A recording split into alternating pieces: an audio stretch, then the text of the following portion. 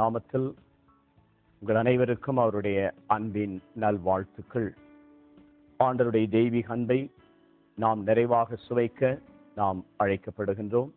இந்த மேலான அன்பை நாம் இந்த நேரத்தில் பெற்றுக்கொள்ள அவருடைய கரங்களிலே நம்மை நாம் தாழ்த்துவோமா?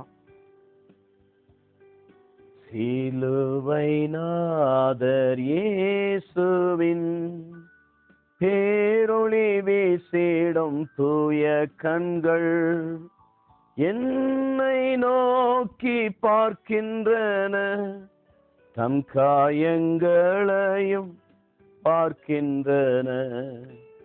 என்னை நோக்கி பார்க்கின்றன, தம் காயங்களையும் பார்க்கின்றன.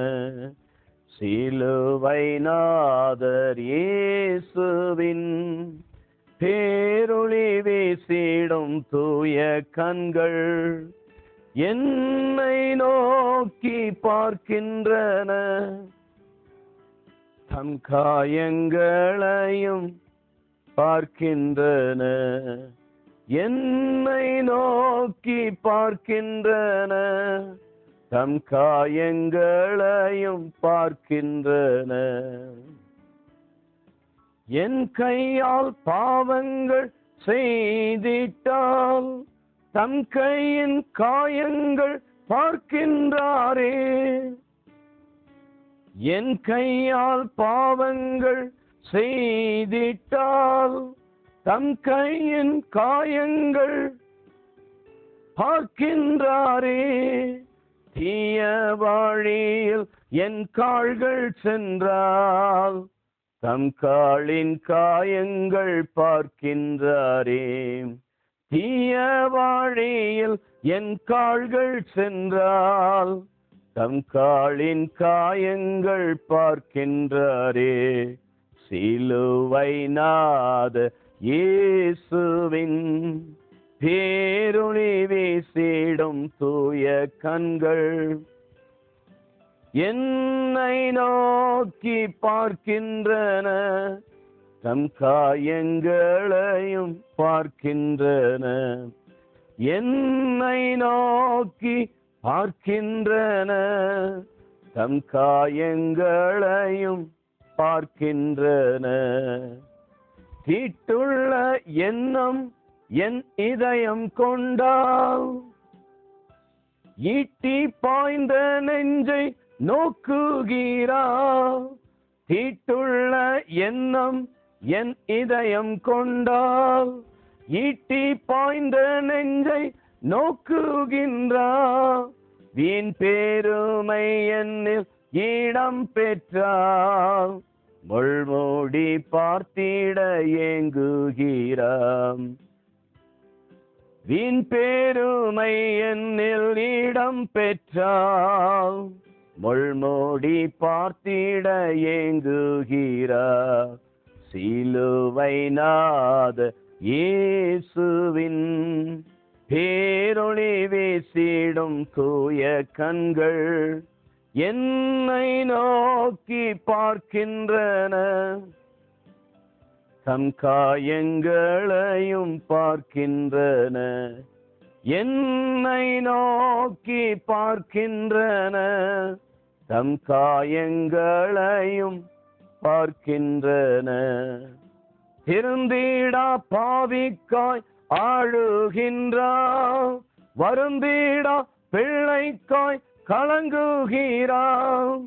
திருந்திடா பாவிக்காய் ஆடுகின்றார், வருந்திடா பிள்ளைக்காய் கலங்குகிறார். தம் கண்ணீர் காயத்தில் வீழுந்திட கண்ணீரும் இரத்தமும் சிந்துகிறார். கண்ணீர் காயத்தில் வீழுந்திட கண்ணீரும் இரத்தமும் சிந்துகிறார்.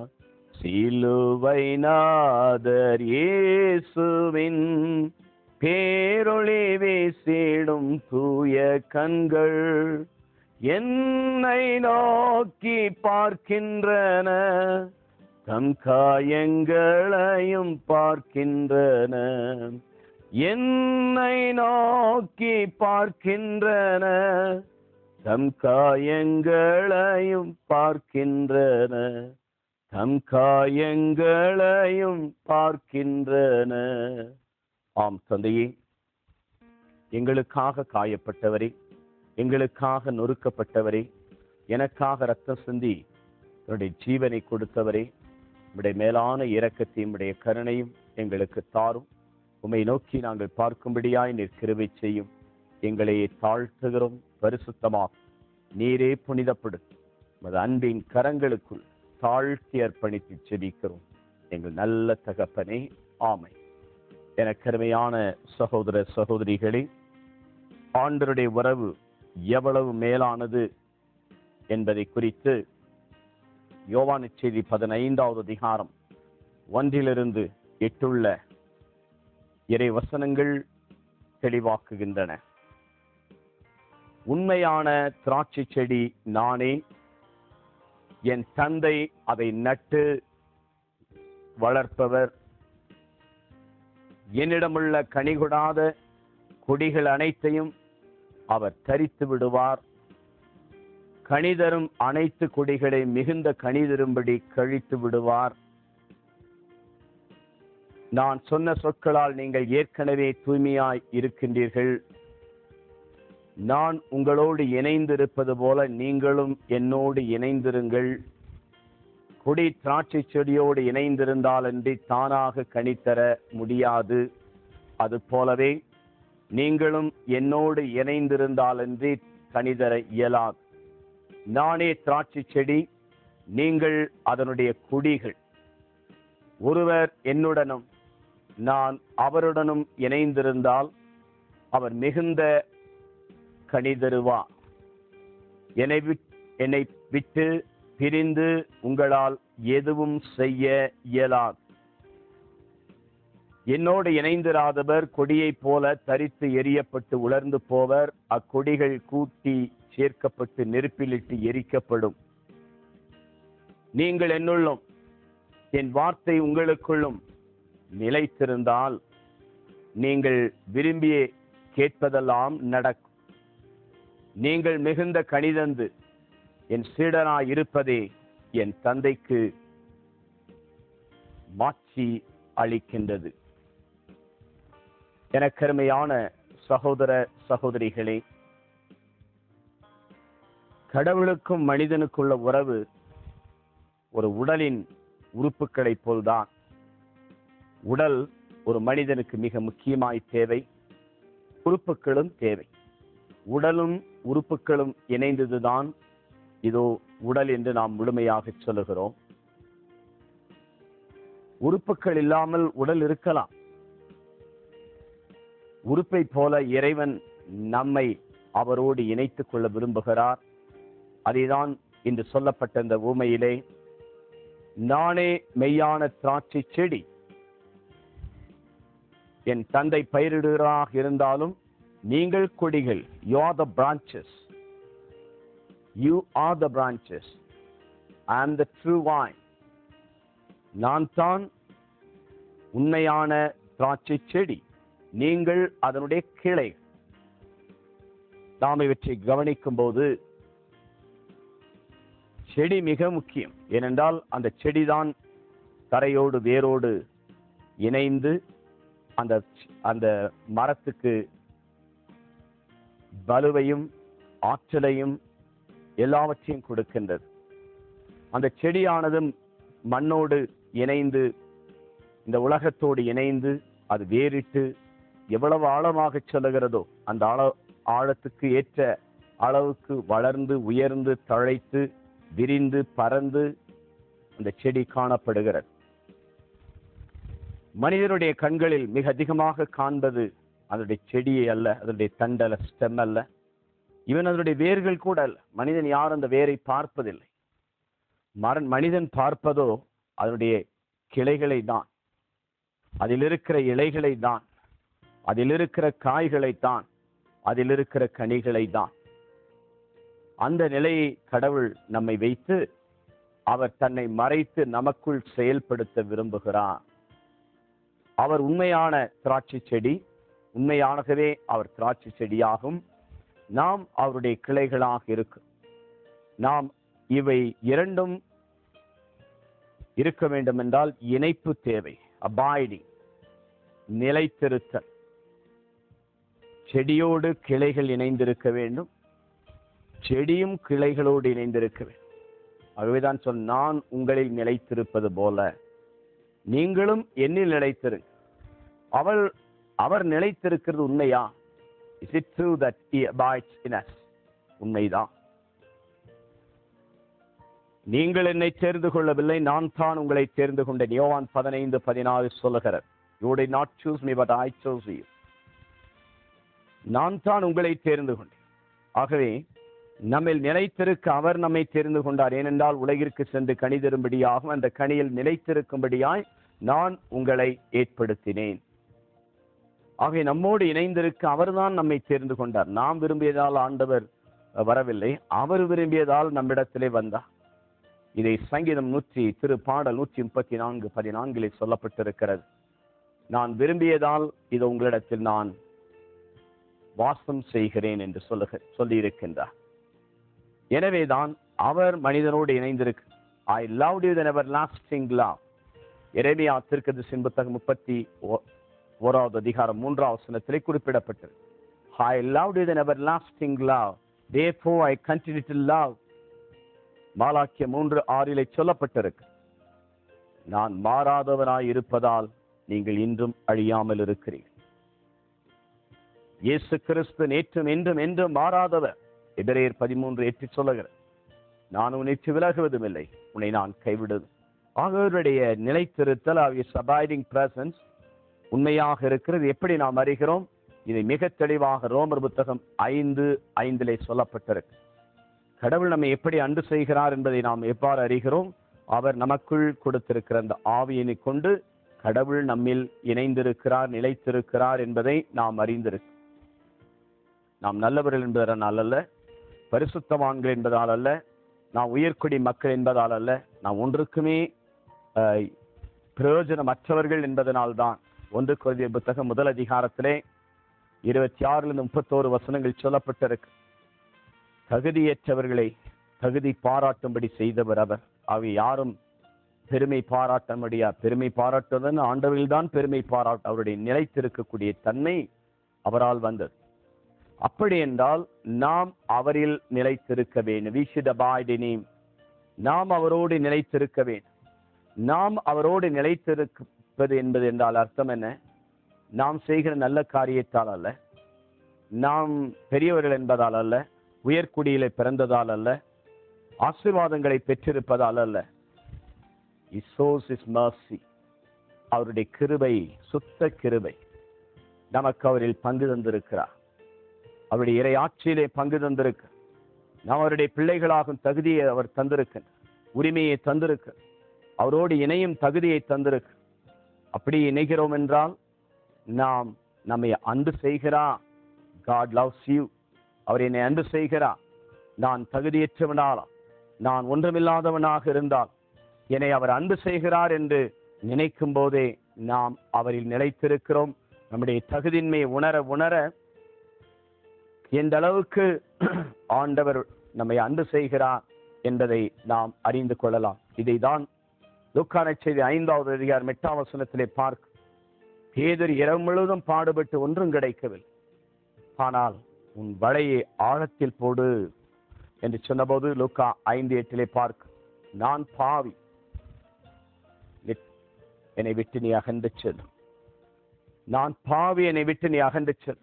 அதே போல எஸ்ஐயா 6 பார்க்க, எஸ்ஐயா பரிசுத்தர் மத்தியிலே வாசம் செய்யும் போது பரிசுத்தர் பரிசுத்தர் என்ற எல்லா வானதூதர்கள் செராபீன்கள் துதித்துக் கொண்டிருக்கிற மத்தியிலே அவர் நின்று கொண்டிருக்கும் போது ஆலயத்தினுடைய இந்த அந்த இறை அனுபவத்திலே நான் அசுத்த நாவுடையவன், அசுத்த நாவுடையவன், அசுத்த நாவுடைய மக்கள் மத்தியிலே நான் நிற்கிறேன் என்று தன்னுடைய நிலைமையை அவர் உணர்கிறார்.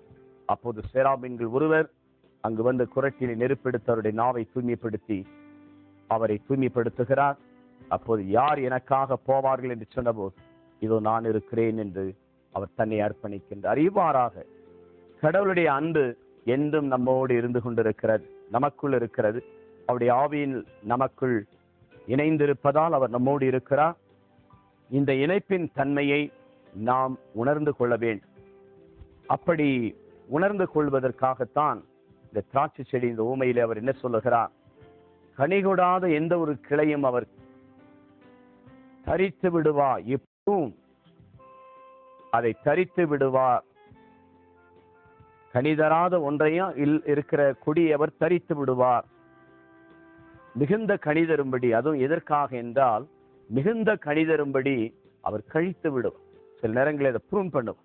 நம்முடைய வாழ்க்கையிலே அந்த செடியை அவர் கலைந்தெறிவதன் வழியாக இதோ இந்த கொடியானது இன்னும் செழித்து வளர்ச்சியுற்று மிகுந்த கனி கொடுக்கும்படி அவற்றுக்கு உதவி செய்கிறார்.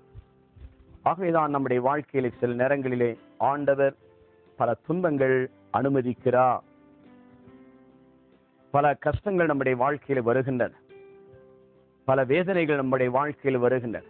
நல்லது செய்தாலும் கூட, பிறருக்கு நன்மை செய்தாலும் கூட, பிறருக்கு உதவி செய்தாலும் கூட அதனால் நமக்கு துன்பங்கள் வரும். நல்லவர்களாக இருந்தாலும் பிரச்சனைகள் வரதான் செய்யும்.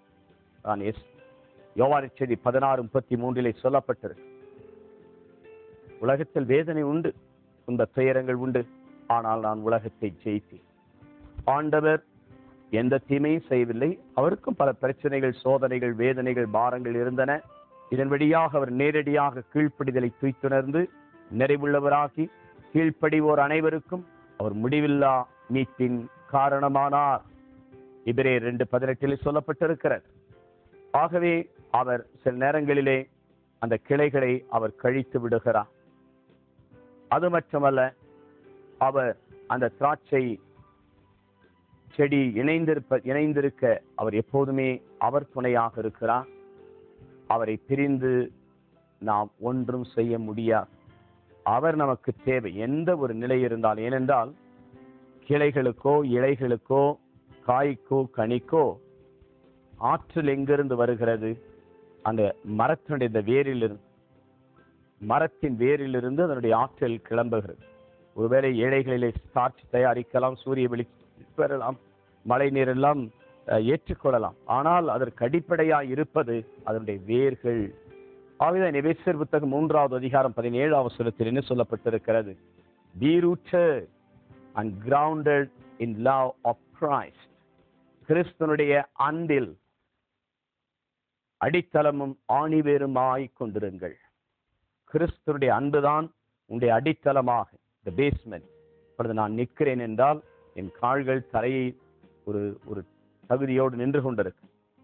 இன்னும் ஆழத்தில் செல்ல வேண்டும் என்றால் அது கீழொன்று இருக்க வேண்டும்.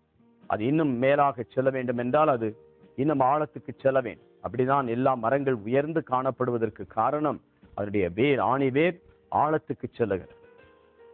அதே போலதான் நம்முடைய வாழ்வு கிறிஸ்துவனுடைய அன்பில் அடித்தளமாகவும் ஆணி வேராக நாம் கொண்டோம் என்றால் நாம் வளர வளர நம்முடைய கிளைகள் இன்னும் படர்ந்து விரிந்து செழுமையும் முழுமையும் கனி கொடுக்கக்கூடியதாக இருக்கும். ஏனென்றால் அந்த மரத்தினுடைய வேர் நீர்நிலைகளை நோக்கி செல்லுகிறது. அவை நன்றாக பற்றி கொண்டிருக்கு. அந்த மரம் காற்றடித்தாலும், மழை வந்தாலும், புயலடித்தாலும், அதன் மேல் மோதினாலும் அழிவு இருக்காது. ஏனென்றால் கற்பாறையின் மீது ஊண்டியிருந்தது போல, மத்தேயு 7வது அதிகாரம் 25, 26வது வசனத்திலே சொல்லப்பட்டது போல கற்பாறை மீது ஊன்றப்பட்டிருக்கிறது. இல்லை என்றால் மணல் மீது கட்டப்பட்ட வீடு மழை வந்தால், புயல் வந்தால், காற்றடித்தால் அது இல்லாமல் போய்விடுகிறது. என் அன்புக்குரிய சகோதர சகோதரிகளே, உண்மையாகவே நாம் மிகுந்த கனி கொடுத்து ஆண்டவருக்குள் நாம் வழிநடத்தப்பட இருக்க. ஆகவே நாம் என்றும் அவரோடு இணைந்திருக்க. அதில் மிகச் சிறப்பாக நீங்கள் என்னுள்ளும் என்னுடைய வார்த்தை உங்களுக்குள்ளே நிலைத்திருக்க வேண்டும் என்று சொல்லுகிறார். நீங்கள் என்னுள்ளும் be abide in me and my word should abide in you. என்னுடைய வார்த்தை உங்களுக்குள் நிலைத்திருந்தால் விரும்பியதெல்லாம் கேளுங்கள், உங்களுக்கு நடக்கும். எனக்குரிய சகோதர சகோதரிகள், இதுவும் மிகுந்த கனிதரும்படி அந்த கிளையை அவர் கழித்து விடுகிறார். இரண்டாவதாக, நாம் மிகச் சிறப்பாக வார்த்தை நமக்குள் நிலைத்திருக்க வேண்டும். எந்த ஒரு காரியம் நிலைத்திருந்தால் அது ரூட் எடுத்து, அது அடித்தளம் சென்றிருக்க, வேர் பிடித்திருக்க வேண்டும், அது வளர்ச்சி இருக்க வேண்டும், அது உயிரோட்டம் இருக்க வேண்டும். ஆகவே கடவுளுடைய வார்த்தை நம்மில் நிலைத்திருக்க வேண்டும் என்றால் என்ன செய்யும்? யோவான் செய்தி 12:24 சொல்லப்பட்டது போல, கோதுமை மணி மண்ணில் விழுந்து மடிந்தால் ஒழிய அது பலன் கொடுக்க, அது அப்படியே இருக்கு. அவை இந்த வார்த்தை நம்மில் மடிய வேண்டும். The word should take flesh on. அது நமக்குள்ளே அது வேரூன்றி அது மடிந்து அது நம்முடைய வாழ்வாய் மாற வேண்டும். அந்த வார்த்தை நமக்குள் செயல்படுத்தப்பட வேண்டும், நம்மில் இணைந்திருக்க வேண்டும். அவை வார்த்தையானவர் சும்மா அப்படியே வைத்திருப்பதல்ல, தெரிந்திருப்பதல்ல, அப்படியே சேர்த்து கொண்டிருப்பதல்ல. அந்த வார்த்தையும் மனிதனுடைய இதயத்திலே, ஆன்மாவிலே ஊன்றி இருக்க வேண்டும். அப்படி ஊன்றி இருக்கும்போது அங்கே அவை நன்றாக ஆழத்தில், ஏனென்றால் அந்த வார்த்தை ஊன்றுவதற்கு நல்ல நிலமாய் நம்முடைய இதயம் இருக்க வேண்டும். அது கரடு முரடெல்லாம் அகற்றப்பட்டிருக்கும், கோணலானவை கரடு முரடானவை எல்லாம் நீக்கப்பட்டிருக்கும். அது மட்டுமல்ல, மனிதனுடைய இதயத்திலே ஜீவ தண்ணீர் பரிசுத்த ஆவி எனும் நீர் அதில் இருக்கிறது. அந்த வார்த்தை அதில் ஊண்டி இருக்கும். அதுதான் வாய்க்கால் ஓரத்தில் நடப்பட்ட மரம். திருப்பாடல் முதல் திருப்பாடலிலே 3-4 வசனங்களிலே வாய்க்கால் ஓரத்தில் நடப்பட்ட மரம். எரேமியா 17வது அதிகாரம் 6வது வசனத்திலே சொல்லப்பட்டிருக்கிறது. வாய்க்கால் ஓரத்தில் நடப்பட்ட மரம், அது வறட்சி காலங்களிலும் கோடை காலங்களிலும் அது வேரூன்றி ஆழத்தில் சென்று அது பலன் கொடுக்கக்கூடியதாய் இருக்கு. அது வேரூன்றி இருப்பதால் அதற்குரிய ஆற்றலை, அதற்குரிய பலத்தை, அதற்குரிய நிறைவை பெற்று இதோ அது எப்பொழுதும் கனி கொடுக்கும். வறட்சி, நம்முடைய துன்ப நேரத்திலும், துயர நேரத்திலும், பிரச்சனையிலும், பயத்திலும், சோர்விலும், வேதனையிலும், கண்ணீரிலும், நோய்களிலும், அவமானங்களிலும் இதோ நம்முடைய வாழ்க்கையிலே அது கனி கொடுக்கும். ஒருவேளை நம்முடைய வார்த்தை அது வயிற்றின் கனி ஆசீர்வதிக்கப்பட்டது என்று கன்னிமரியாளுக்கு சொல்லப்பட்டது. அவை கடவுளுடைய வார்த்தை நமக்குள் வேறெடுக்கும் போது, ஒன்றிணையும் போது, அது செயல்பட்டு ஆற்றலை உருவாக்கும் போது என்னவாகிறது? அது கனி கொடுக்கக்கூடிய நம்முடைய வாழ்க்கையிலே அன்பு இருக்கும், மகிழ்ச்சி இருக்கும், பரிசுத்தம் இருக்கும், சமாதானம், ஒரு நன்னடத்தை, இவைகளெல்லாம் மனிதனுடைய வாழ்க்கையிலே கனியாக அது நிறைந்து காணப்படும். அப்படி நிறைந்து காணப்படும் போது மனிதனுடைய வாழ்க்கை ஒரு நிறைவுள்ள வாழ்க்கையாக, அது ஆசீர்வதிக்கப்பட்ட வாழ்க்கையாக, மாட்சிமையும் மகிமை நிறைந்த வாழ்வாக அது மாறுகிறது. அப்படி நம்முடைய வாழ்க்கை நம்முடைய ஆண்டவருடைய பிரசன்னத்தோடு இருந்து, அப்போதுதான் நீங்கள் விரும்பியதெல்லாம், நாம் விரும்புவதெல்லாம் அப்ப எப்படி வரும்னா, நாம விரும்ப மாட்டோம். What is the will of God? கடவுளுடைய விருப்பம் என்ன? அதுக்கு தான் நாம் கேட்போம். கடவுளுடைய விருப்பம் என்ன? அவரோடு இணைந்து அவருடைய அன்பிலே ஆழத்திலே சொல்ல சொல்ல அவர் நம்முடைய தேவைகள் எல்லாம், தந்தைக்கு நம்முடைய தேவை தெரியும். ஆகவே நம்முடைய எல்லா தேவைகளும் சந்திக்கப்படும். நமக்கும் தந்தைக்கும் ஒரு உறவு ஏற்கும். நமக்கும் ஆண்டவராக இயேசு கிறிஸ்துக்கு உறவருக்கும் பரிசுத்தாவுடைய ஆற்றலை நாம் பெற்றிருப்போம். மகனுடைய மீட்பிலே நாம் வளர்ச்சி பெற்றவர்களாக நாம் இருப்போம். இப்படியாக செய்யும் போதுதான் என் அன்புக்குரிய சகோதர சகோதரிகளே, நாம் மிகுந்த கனி கொடுக்க முடியும்.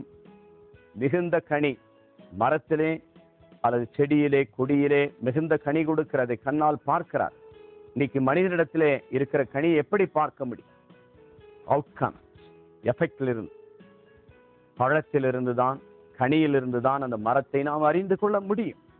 அப்படி என்றால் நம்முடைய வாழ்க்கையிலே அன்பு, மகிழ்ச்சி, சமாதானம், பரிவு, தன்னடக்கம், நன்னடத்தை, கலாத்தியர் 5:22 சொல்லப்பட்டது போல நம்முடைய வாழ்க்கையிலே இறைவனுடைய பிரசன்னம், ஆண்டவருடைய வார்த்தை என்னும் அந்த விதை நம்முடைய உள்ளத்திலே விதைக்கப்படும் போது 100 மடங்காக இருக்கு, 60 மடங்காக இருக்கு, 30 மடங்காக இருக்கு.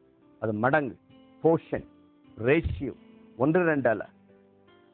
1-2 ஆசீர்வாதம் இன்று கிடைத்த நாளைக்கு இருப்பதல்ல.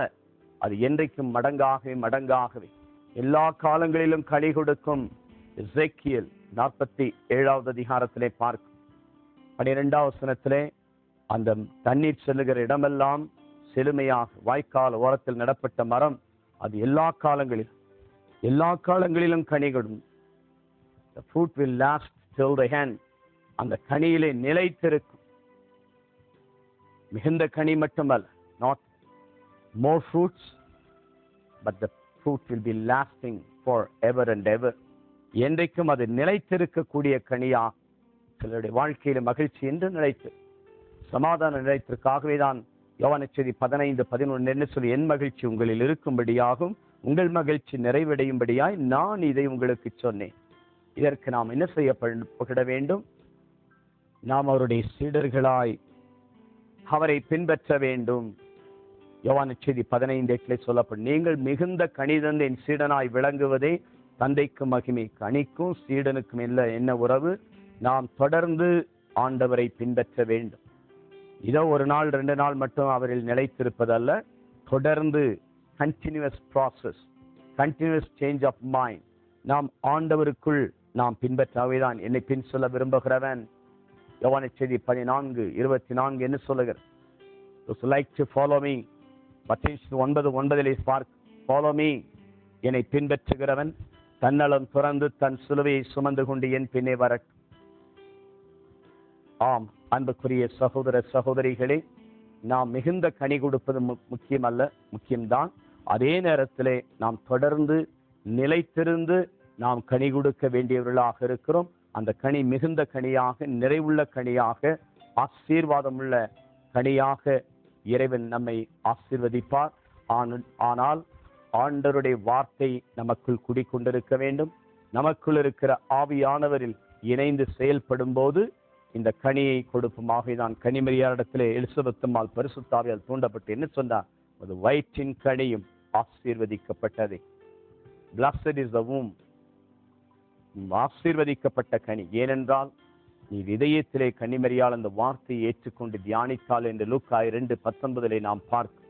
அதே போல நம்முடைய வாழ்க்கையிலும் அந்த இறைவனுடைய பிரசன்னத்தை நாம் கொண்டு நாம் அந்த வார்த்தையை வளரச் செய்து, அந்த வார்த்தையை ஊன்றச் செய்து, நிலைத்திருந்து நாம் நம்முடைய வாழ்க்கையின் நம்முடைய எல்லா நிலைகளிலும் நிறைவை காண நம்மை நாம் ஒப்பு கொடுப்போமா? பாத்திரம் நிரம்பி நிரம்பி வழிகின்றது, வழிந்து ஓடுகின்றது.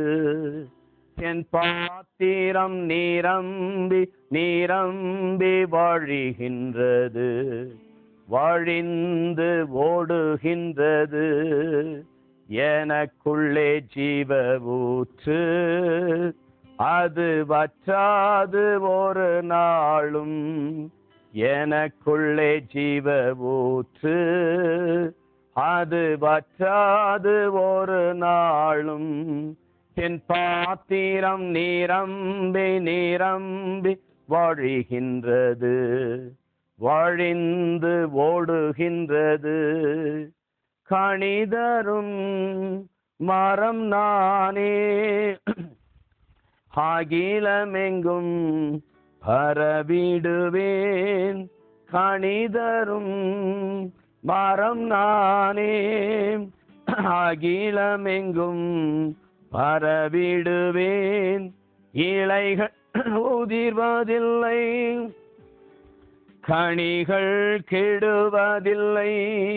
இலைகள் உதிர்வதில்லை, கனிகள் கெடுவதில்லை. விருந்தும் மருந்தும் நானே, உனக்கு விருந்தும் மருந்தும் நானே. எனக்குள்ளே ஜீவ ஊற்று, அது வற்றாது ஒரு நாளும். எனக்குள்ளே ஜீவ ஊற்று, அது வற்றாது ஒரு நாளும். என் பாத்திரம் நிரம்பி நிரம்பி வழிகின்றது, வழிந்து ஓடுகின்றது, வழிந்து ஓடுகின்றது. எங்களை அன்பு செய்து வழிநடத்தும் எங்கள் பரிசுத்தமுள்ள நல்ல ஆண்டவரே, நாங்கள் மிகுந்த கனி தர வேண்டும், அந்த கனியில் நாங்கள் நிலைத்திருக்க வேண்டும் என்று விரும்புகிறவரே, அந்த கனியிலே நாங்கள் மிகுதியாய் இருக்கும்படியாய், நிறைவுள்ள கனியை நாங்கள் கொடுக்கும்படியாய், ஆண்டவரே நீரே எங்களை பயிரிடுகிறவராயிருக்கு. ஒவ்வொரு உள்ளத்தில நீர் விதையாக விதைத்திருக்கிறீர். உமது அன்பையும் உமது சமாதானத்தை நீர் விதைத்திருக்கிறீர். உம்முடைய ஆறுதலையும் ஆசீர்வாதத்தை விதைத்திருக்கிறீர். வாழ்வுக்கு தேவையான எல்லா கிருபையை நீர் இந்த நாளிலே தந்து காத்து கொண்டிருக்கிறீர். உம்முடைய மேலான கரம் இவர்களை தாங்குவதாக. நீர் என்றும் இருளோடு தங்கும். இவர்களை ஆசீர்வதியும், பரிசுத்தமாக்கும். உம்முடைய அன்பின் ஆவியானவர் இந்த நேரத்தில் வல்லமையாய் செயல்படுவாராக. நீ சந்திப்பதற்காய் மக்கு நான் நன்றி செலுத்துகிறேன். நீரே வாழ்வழிக்கிற வல்லலாயிருக்கிறீர். மது கரங்குண்டு எங்களை தாங்கிக் கொள்ளும். எங்களை ஆசீர்வதித்து எங்களை பாதுகாத்தருள். மது அன்பு மருளும் உடைய சமாதானம் இருள் மத்தியிலே நிலைத்திருப்பதா. கனிகுடாத இந்த ஒரு கிளை வெட்டுண்ட அக்கினியில் போடப்படும் என்று சொன்னீரே. ஆண்டவரே, நாங்கள் மிகுந்த கனி தரும்படி எங்களை கழித்து விட விரும்புகிறீர். ஆனால் நீர் எங்களுக்குள் வாசம் செய்ய விரும்புகிறீர். உடைய வாழ்வையும் எங்களுடைய வழிகளையும் குடும்பத்தையும் எல்லா தேவைகளையும் இந்த நாளிலே நீ சந்தித்தருள். உடைய தேவ சமாதானத்தை இந்த நாளில் எங்களுக்கு வெளிப்படுத்தியருள். மக்கள் ஒவ்வொருவரையும் காத்தருள். நீர் பரிசுத்தவா. தேவாவியானவர் இந்த நேரத்தில் இருப்பாரா. குடும்பங்களை நீர் பாதுகாத்தர். இதோ மிகுந்த கனிதந்த குடும்பங்களாய் மது அன்பிலே அடித்தளமாக ஆணிவேராக கொள்ளும்படியாய் நீ செய்தருள். நீரே பரிசுத்தப்படுத்தி இவர்களை காத்துக் கொள்வீரா.